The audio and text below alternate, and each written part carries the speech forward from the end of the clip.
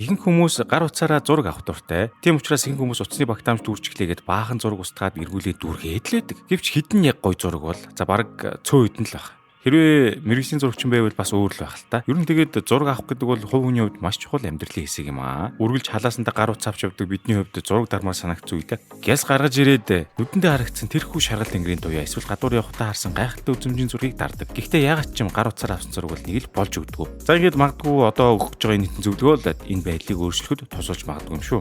1. 3-ын дүрм. Зураг авахд хамгийн чухал зүйлсийн нэг бол юмсын байршил. Тийм учраас зураг авахд зурагчдын хэрэгэлдэг нэгэн дүрм байдаг. Энэ бол 3-ын дүрм. Энэ яадаг вэ гэхлээр зураг авч байгаа фреймийнхээ ерөнхий талбайг 3 зураасаар босон хөндлөнгөөр нь хэсэг хувааж авах ба жишээ нь тэнгэрийн зураг авлаа гэж бодоход зургийн доотлын 3-ны 1 нь газраа тааруулаад дээдлийн 3-ны 2 хэсэг нь тэнгэрээ гаргана гэсэн үг. Энэ мөн эсрэгээрээ бас байж болно. Хэрв та гар утасныхаа камер руу ороод settings руу ороод grid гэсэн тохиолдолд асаавал камерт нь 9 хуваасан шугамуд гарч ирнэ. Хэрв та ганцаараа зогсож байгаа хүний зургийг авахыг хүсвэл босон 2 шугамын аль нэгэнд тааруулан зураг авахд хамаагүй зэгцтэй нүдэнд харахад харьцаа сайтай гарч ирнэ.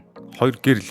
Зурганд амар оруулж өгдөг зүйлсийн нэг бол яа харахгүй гэрэлтүүлэг. Тийм учраас гэрлийг хаанаас хэр тод гаргаж өгөхөө тааруулах хэрэгтэй. Та бүхэн зургийг хараарай. Жишээ нь энэ гэрэл зурагт зөвхөн гэрэл нэг талаас тусан эмхтэй нүур болон мөрийг нь харагдуулж байна. Харин үлдсэн хэсэгт нь харуулаан эсвэл бараан байгаанд эмхтэй царай болон арсыг тод гаргаж ирэн эмхтэйлэг байдлыг тодруулж байгааг харж болно. Харин арын хэсгийг бүдэг боловч харагдахаар гэрлээр тусгаж өгсөн чамин гэхдээ хачирхалтай эсвэл бүр нууцлаг гэмээр хэв маяг өгч байна. Мөн шаргал өнгийн гэрэл тусгасан нь бас чухал хэв маяг өгч байгааг анхаараарай. 3. Бүтээлч үйдэл. Та зураг авахдаа үргэлж юмсыг яаж илүү өөр шинэ өнцгөр харах вэ гэдгийг бодож чадвал зурагтаа нь илүү гоё болж эхэлнэ. Юуг ашиглахаа хаанаас авахаас бодож байвал ямар ч уйдгартай зургийг гоё болгож болно. Энэ зургийг харахад хамгийн онцлог болгож байгаа зүйл нь зургийн доошоо харуулхад дугуйтай хүний тусгал нь гол болон ирж байна. Энэ гаргаж ирсэн хэв маяг нь зурганд бусад зургуудаас тод ялгархаар хэв маягийг гаргаж ирж байгаа нь бидний гол ойлгож авах зүйлүүдийн нэг байна. Ердөө л утсаа доош нь болгоод эргүүлэхэд л зураг маш гоё сонирхолтойгоор гарч ирж болж байна шүү дээ. Бас үн санаа аван өөрийн онцлог байдлыг гаргаж ирж болох юм аа. Бусдаас өөр зөвхөн өөрийнхөө хэллэгдэх хэв маяг гэсэн үг. 4. Зураг янзлах. Нэг гоё зураг дарчхаад жаахан янзлахад юу нь болохгүй гэж.